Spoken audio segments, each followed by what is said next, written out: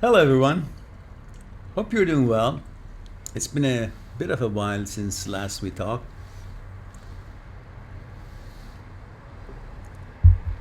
and I've been receiving lots of emails from many of you guys around the world with their kind and gracious um, comments about how pleased and happy they are that they have found um, time to share with me the stuff that I share with you guys, and they enjoy it, and it's been helpful to them. And that, of course, is very pleasing to me. Very makes me very happy to know that you're enjoying the videos. Among these videos, I receive similar request or similar pain that you are trying to let me know what you're going through. And often you say, I can't not think about her, and I don't know why I miss her. I don't know why I want her back, even though she did this and that. Even though I know it wasn't good for me. So we're constantly facing with the fact that you know you don't want it, you know it's not good for you, but you find yourself not in control of not being in pain, meaning not wanting her, not desiring her. You know, the whole thing goes about it. So I hope that I will be able to deliver what I've been meaning to share with you during the past couple of weeks, and I never got the time to do it. And I hope I do justice to it, because I think if you really pay attention to what I'm saying, the knowledge of why what's happening to you it's happening, the knowledge of why you're feeling the way you feel, will make the pain and the fact that you feel how you feel dissipate. Because always when we know how something comes about, then the mystery of it is gone, and then we are actually in there knowing, I know what you're doing, I know why I feel this way. So if I know why this feel, then it's not a mystery, then it's not like out of my control, because I know the connection of it. And I know then it's not real. It's not really that I really want it. It's because of how the wires are put together. And when you're aware of it, then you will ignore it. It wouldn't harm you. It wouldn't pain you. You would just say, I know that. Okay. The hell with it. It's like the story that you know the ending. And therefore, it loses its potency. It loses its whatever it does, yeah? It's not a surprise, and it's just not of interest because you know the ending.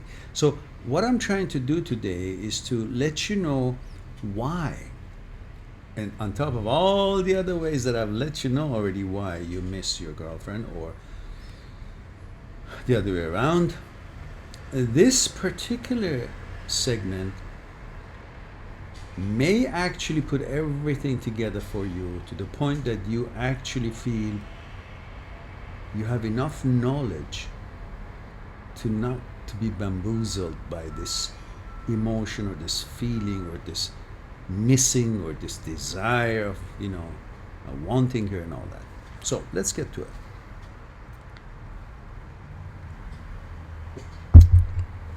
I'm a little bit slow today because we went to work with my son, and we had a nice day, and then we talked about life and philosophy, and we enjoyed spending time together and in the nature while we were waiting for an appointment, and afterwards as well. Then we each went our separate ways, and I went and in a very nice restaurant outside, simple restaurant, but had a nice salad and a salmon, and I'm kind of mellow, kind of in a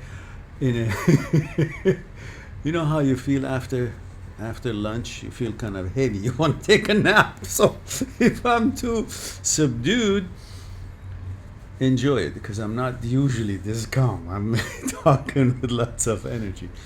So maybe that will save you a bit of having to endure what I have to say, and I may just make it shorter.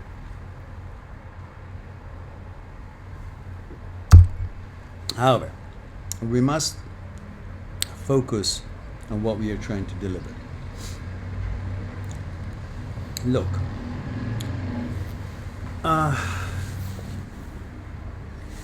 let's find out, in order to understand why we miss or why we desire our girlfriend or the broken up relationship, we need to understand what brings desire.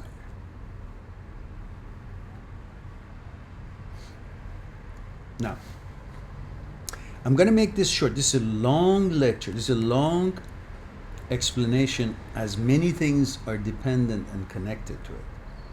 But I want to focus it on what your problem at the moment is. In other words, giving it to you in a concentrated way rather than elaborate way that you can really understand the whole thing of it.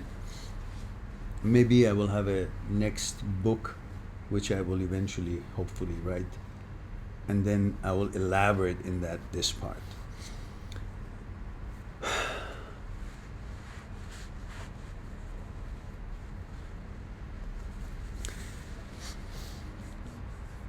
We create relationship to things and people through many of our qualities and abilities, including our sensory. You know, the seeing, the hearing, the touch. A couple of more that I'm really too relaxed to remember.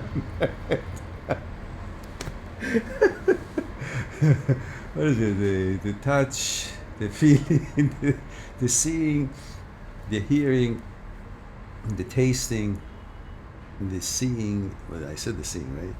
And the hearing. Anyhow, there are 5 of them. Sometimes I'm with it, sometimes I'm not. Today, I'm totally half asleep, but I can still deliver this. Good thing I'm not a drinker. Otherwise, you might have thought I'm maybe under the influence of alcohol. But no, I don't drink. I did when I was in university a little bit, but I don't find it interesting. I like to be in control and enjoy every moment. So we create relationship through our abilities and enjoy the actions and reactions that we get and we show through what we receive, what we perceive, what we receive through our sensory feelings. Was it the touch, the hearing, the seeing, the tasting? And God damn it, there's another one I can't remember. Who cares? Anyhow, stuff that you feel. So that is very important to us in establishing connection with our environment and people.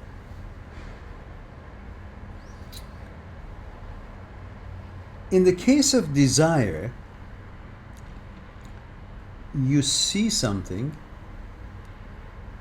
let's say a horse. I love horses. And again, if I make any kind of a example using horses, supposedly trying to deliver a point, and using horses as an example to deliver a point about a human being, it's not a disrespect, because I love horses and I have so much value for them. I consider them like my family. So if I use that example, it's not supposed to be an insult. It's supposed to be the way I can deliver it. So if you're looking at a beautiful horse and your eyes sees it, you make a contact. Then you go around the horse, you look at the horse, you see wow how what muscles and what race it is from, what background it has, and so on and so forth. Then you pat it, you touch the horse, your sensories now, eyes, and then you hear the walking of the horse or the breathing of the horse, and then you touch. When you touch, that's the time that you see the benefit of interacting with that horse, riding that horse. When you touch, you see how it may be if you're actually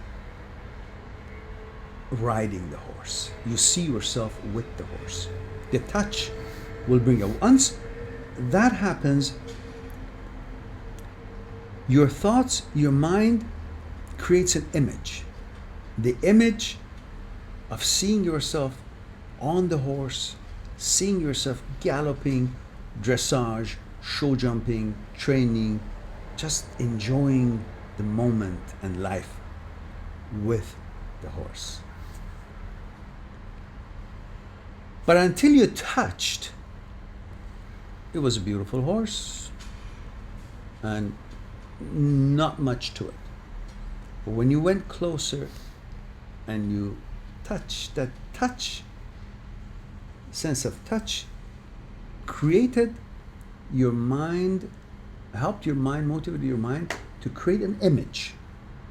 And in that image, you and horse, you saw yourself with the horse in an interaction, in what the horse's benefit or what the pleasure of riding that horse, training with that horse would be. Until that, you had no image.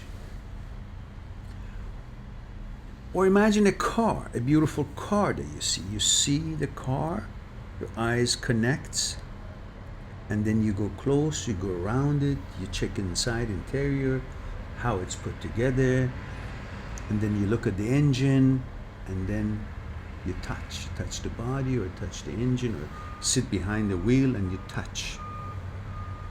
And that's when the image, your mind, now that you have created that touch, the sensory touch connection, your mind now creates an image of you driving the car and how you do your things, go to your work or go to your date or go to your life, and you see yourself benefiting from the pleasure of driving that car.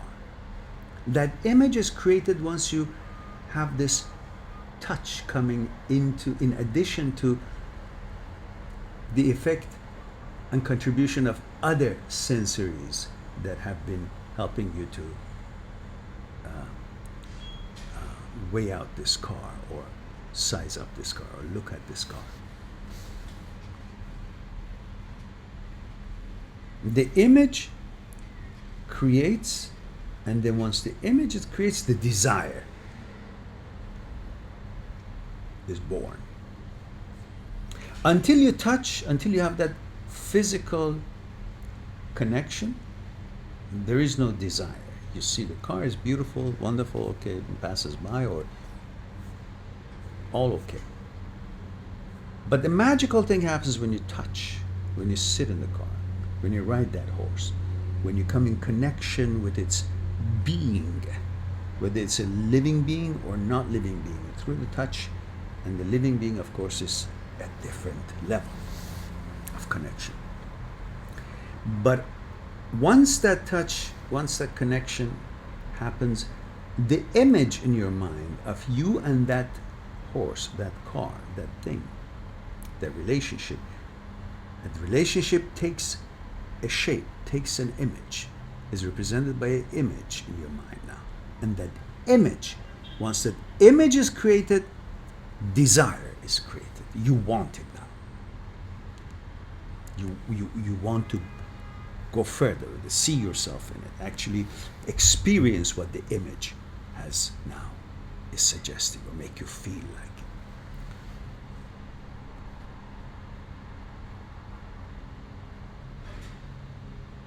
Now from then on, every time you see that horse that you're riding on, You go riding with it, or the car that you drove with it. Every time you see the car or that horse, you don't have to be doing the same thing again before you desire it. You've already recorded and experienced that feeling of touch, that feeling that the image was created and brought to you, and the feeling that you got from seeing yourself and that thing in the image, in the same picture. So you don't need to go through it. As soon as you see it, you desire it, because you already have that. You're getting what I'm saying, right? So you say, what does it have to do with, if you haven't figured it out yet, but you might say, what does it have to do with me desiring my ex, wanting my ex, missing my ex, even though I know she's not the right one for me, and I'm not touching her anymore? Yes, you're not. But all the touching, all the talking, all the touching, all the time you spend with her, all the love making, all the caressing, all the sexuality, all the intimate surroundings and connections, it's already been done, and the images is already here. So all it takes for you, once you remember her, all the other images that creates desire, which is necessary for the desire to be born, is already there and comes with the package, comes with that notion of remembering her, thinking about her. By thinking about her, all the images that for the first time it needed your touch and needed the time to be created in your mind, since it's already been done, it's already here recorded, so all the images automatically come, and therefore the desire is constant when you think of her. Because there is no need for you to say, well, I think of her, but I'm not touching her. But when you do touch her or did touch her, you created that image.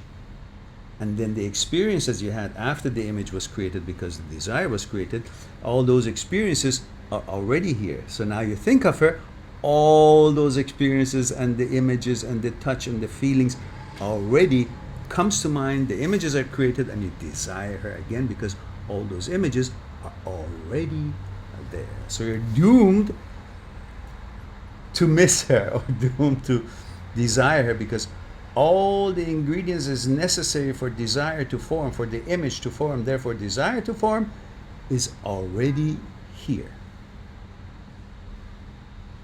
So now that you know how desire is created, every time you think of her and you miss your desire, you know why. Because all those files, all those pictures, all those touches, all those sexuality, all those time you spend it, all those images have already been created through your relationship with her, and it's there. And as soon as you think of her, all those images also come to you. And because the images come to you, which is a prelude to desire, then you desire her. Creates desire. Now that you know it, then as soon as you remind yourself why that feeling is there, and you realize why it's there, then you won't desire her, and you'll be immune to it. So hope that gives you some food to think about. And knowledge is the way to